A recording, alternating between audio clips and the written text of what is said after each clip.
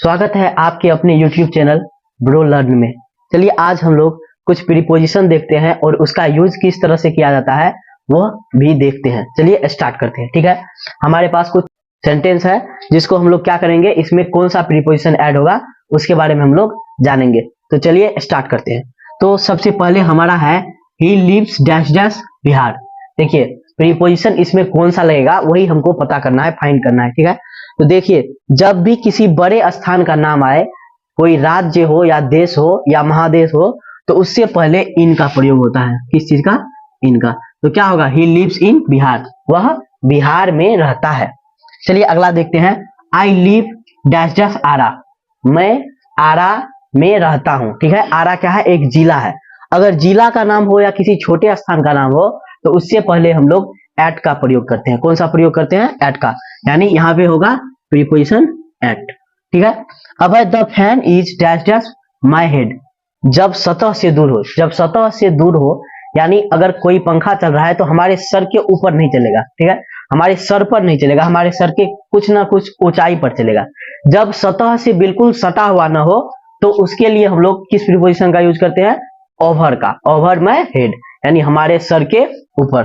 तो क्या लगाएंगे यहाँ पे? Over my head. ठीक है, he is writing dash dash a pen. ठीक है, वह कलम से लिख रहा है। He is writing dash dash pen. अगर किसी हथियार का बात हो या फिर चाकू हो, कलम हो, किसी भी प्रकार के हथियार का जब बात हो तो उसमें हम लोग क्या लगाते हैं? विथ। क्या लगाते हैं? विथ, यानी कि पेन के साथ लिख रहे हैं। There is a book dash dash the table, यानी एक बुक है, वह कहां पर रखा हुआ है? टेबल के ऊपर।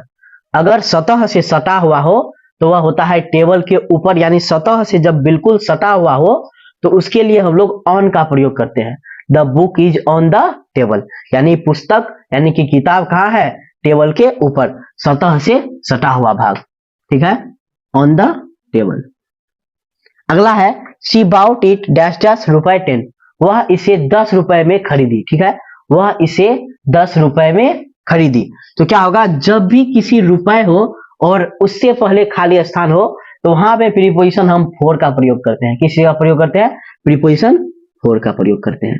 ठीक है, अगला है the book was written dash dash him.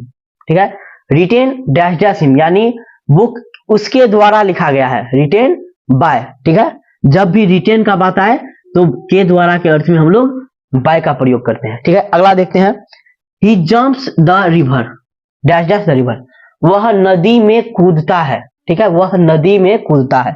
जब भी इस तरह का ट्रांसलेशन हो जिसमें आवाज उत्पन्न होने वाला बात हो, वह नदी में कूदता है। जब नदी में कूदेगा तो स्वाभाविक है कि आवाज उत्पन्न होगा ही, और इस तरह के ट्रांसलेशन में हम लोग लगाते हैं इनटू, क्योंकि आवाज आएगा तो इनटू, आवाज उत्पन्न हो तो इनटू का प्रयोग करते हैं।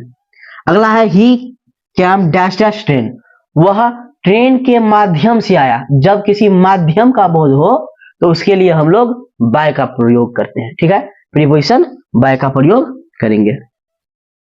अब लास्ट है he is sitting dash dash the room, अगर किसी बंद स्थान का बात हो या फिर चारों तरफ से घिरे हुए स्थान का बात हो तो उसके लिए हम लोग प्रयोग करते हैं इन। ठीक, सिंपली उसके लिए हम लोग क्या प्रयोग करते हैं? इन। अगर किसी कमरे में हो या फिर किसी खुले मैदान में, बंद मैदान में हो, किसी खेल के मैदान में हो तो उस सभी चीजों के लिए हम लोग इनका प्रयोग करते हैं। होप करते हैं कि आपको ये वीडियो बहुत ही अच्छा लगा हो और आप हमारे चैनल को सब्सक्राइब जरूर कीजिएगा। Thank you so much.